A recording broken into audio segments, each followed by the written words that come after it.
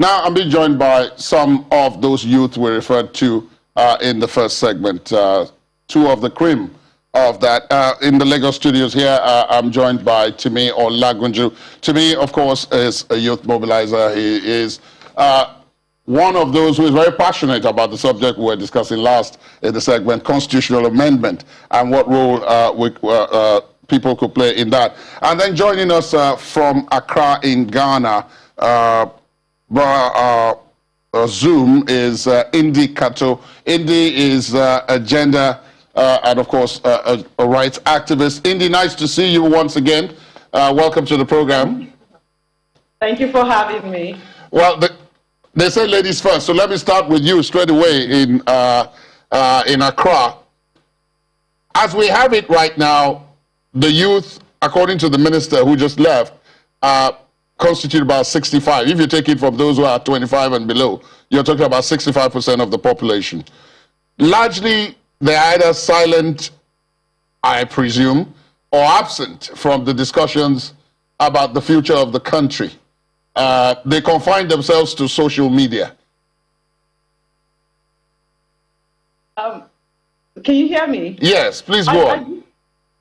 Okay, so I don't think that social media is confinement. I don't think so. I think that social media has become the space. Presidents are on social media. Decisions are made on social media. In fact, while our country was clamping down on Twitter last week, the president of El Salvador was having a conversation about the new currency that their country will be using on social media, on Twitter. So when we say, oh, Twitter is not real life, no, it has become. If all of these spaces are making very important presidential decisions, that this is the place you actually get the news first. This is where everybody rushes to talk about what is most important to reach a certain generation. And let's also say something, culture is determined by man, right? So when we keep saying that it's not real life, it's like we're depending on culture from 20 years ago when these things were not relevant or did not exist. But if in one voice or in one mouth we do say that over 65% of the population of a country is made up of people of a certain generation, and those people communicate on social media, then I think that, my dear, it is the rest of you that need to catch up. I don't know if you understand what I'm saying. I do, but let me put you on pause where you've gotten to. Let me put you on pause where you've gotten to and take. Find out of it. Let me put you on pause and take that narrative to me here in the studio and ask him. If, as Indy points out, this 65% largely are in this space, is it a question of them, as I asked her, which led to the response, of them looking beyond that space, or is it a question of those who are outside that space to go look for them on that space? What has been your experience with trying to get the youth bulge, as the minister referred to it, involved in the decision-making processes that Indy referred to?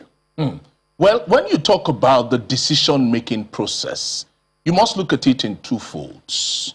Firstly is the fold of the circle of influence, and then the second fold is the fold of the circle of concern, right? And the truth about it is this. If you look at it, I think we're not giving young people as much credit as they deserve. Because when you look at the average Nigerian youth engages that which is within the circle of influence. So, to a large extent, social media has been that which has been a tool within the circle of influence of young people. And you see so much of what young people have done with it. The same thing with the IT space, the same thing with the entertainment industry, right? Transformational, adding value and creating wealth. But the challenge here really is not with the young people. Because when you take the flip side of it, which is the circle of concern, right? And so what happens is that, to what extent are we making it more accessible for young people to participate in the governance process? That is the key question we need to ask. Because when you look at it, right, for example, in some countries where democracy seems to flourish, you find out that there is an active participation of young people as children in the democratic process. In Nigeria, as a policy framework, do we have a fellowship program? Can the Minister of Youth say that we have an internship program that accommodates young people understanding the policy circle process in governance? Nothing of such nature at the national level. And so these things do not happen perchance. It happens by providing the platform. And so my challenge is to the federal government: create those platforms, those fellowship programs at the National Assembly, at Aso Rock. How many of the young people doing fantastic work in their communities have had the access to have an oversight of what Aso Rock does? That's access. Start to create such institutional framework for access for young people and see what they will do with it, as much as they've done with the entertainment and IT space. Thank you, Chibi. Indy, I come back to you now, and when you spoke earlier, you talked about the fact that the space in which the young ones are is real. It's not as perceived by others that it's unreal. But today, I'll put the same question I put to Timmy, which is, when you talk about it and you say that, well, many of those who think that that place is not real happen to be those who may be in the decision-making space. So there's still a gap between those people and the youth in this space. How do you bridge that gap? Timmy has given some of the answers, but what possibly could you add to that, knowing fully well our own situation here? That gap, right? Young people speak about these issues, and then beyond speaking about these issues, they organize and then they go out. And the major thing that social media does, Twitter especially, major thing it does is that it actually creates and dictates opinions. That when people aggregate these opinions in this space, it trickles down, whether we like it or not. Prior to this, when I was growing up, I studied mass communication, and we know about the gatekeeper's theory. This is basically the breaking up of the gatekeeper's theory. Nobody can gatekeep thoughts anymore. The people decide the thoughts. And when these thoughts are aggregated, it trickles down. It goes down to other forms of social media that are not as open as Twitter. It goes to mass media, which is what we are talking about now, because to a large extent, social media, Twitter determines what we talk about in all these other spaces. And then from mass media, it goes back to the people. But back to the issues is that after aggregating these thoughts, young people have had this conversation that we're having today. What is the next step? And we've seen the next. We seem to be having some difficulty with being able to continue with Indy. Okay. Okay.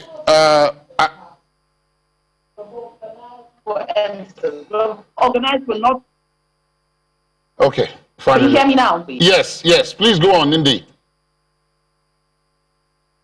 Okay, so I was saying that we have organized, we have had this conversation of, we talk on social media, what is the next step forward? And young people have gone on several movements. We've had NSAS, we've had Not Too Young to Run Bill, we've had the Sex for Grades issue. Many things have started from this point and actually affected national discourse. Not just national discourse, we've been able to affect national laws. So it's not just to say that we confine, it's quite simplistic. And I mean this in no insulting way. That's quite simplistic to say that we are confined in this space. No. When you find out that the curtain, I want to use a Christian analogy here, that the curtain of the temple has actually been broken down, and you no longer need to go through a priest to talk to your savior. What do? You just walk in and do what it is that you have to do. And that is the freedom. That is the number one weapon that young people have in this generation. And we cannot look at it as something that is so, it's just there, it's not real. No, it is real. On these spaces, careers have been determined, futures have been determined. The current conversation of Nigeria has been determined. And I do think that this is not a confinement. This is more than a confinement. Social media is now a determinant. Social media has bridged that gap. It has broken the third wall. It is now real life. And it is on this space that young people have their power. Now, the conversation, I think, that says that it is a confinement is a conversation that wants to rid young people of their power. This is where authority lies. This is where voices like mine had the chance to break through. Because I believe that someone who is as stubborn and someone who is as belligerent towards authority as myself would not have been allowed on normal mainstream media if social media did not occur. Social media even changed the way mainstream media engaged, in that even if you think that a person should not be on your space, that person can reign supreme. That person's voice is relevant in this space where you cannot control. And based on that, you cannot shut the person down, and mainstream media has no choice but to engage those Noted. The last 2 minutes, of the segment belong to TB. TB, she's talked about the fact that the spaces there are important for youth engagement in the decision-making process. But the question I asked initially about how do you bring those people in that space and the decision makers together is still left largely in there, unanswered, because that is where it appears as if there's a gap. Well, basically, the truth about it is this. When you talk about that, you're talking about policy, right? How do you create platforms where young people's voices impact on the policy framework and vice versa? Now, that can only happen when there's a concept I call generational commingling, right? Where we do away with the current statistics. When you look at the average age of political office holders in Nigeria, you realize that the average age of a political office holder in Nigeria is actually 65 years old.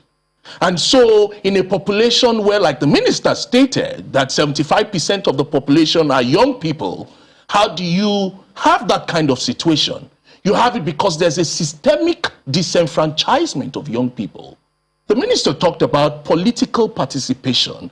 How can you have political participation when there's no conscious effort to realize that the cost of running for political office is not one of those costs that a hardworking young Nigerian like myself or like her can afford? But we want to be part of the policy-making process, right? That is one key point. How do we become part of the political or policy process when there is no cross-generational policy frameworks that bring young people together with the parliamentarian, right? Is there a yearly, quarterly internship fellowship program where young people across different communities are selected meritoriously and made to understand this is the process of governance and bringing their innovation into governance? And so the key question is an institutional framework that allows for generational commingling. And it is quite dangerous, on the last note, to note that the trust between that generation of political leaders and young people is fast fading away. Look, that's where we're going to have to put it at an end. Let me thank both of you very much. We had quite a limited period of time, but we had quite a lot of information within that limited space. Indicato in Accra, Ghana, thank you so much for your time this evening. It was a pleasure speaking with you. Thank you very much, Timi Olaguju, here in our Lagos studios. Thank you. Thank you so much for the time. And that is indeed our program tonight, June 12th. The lessons learned, if any, have been learned. I'm Ladi Akari Duluale. Thank you so much. Goodbye.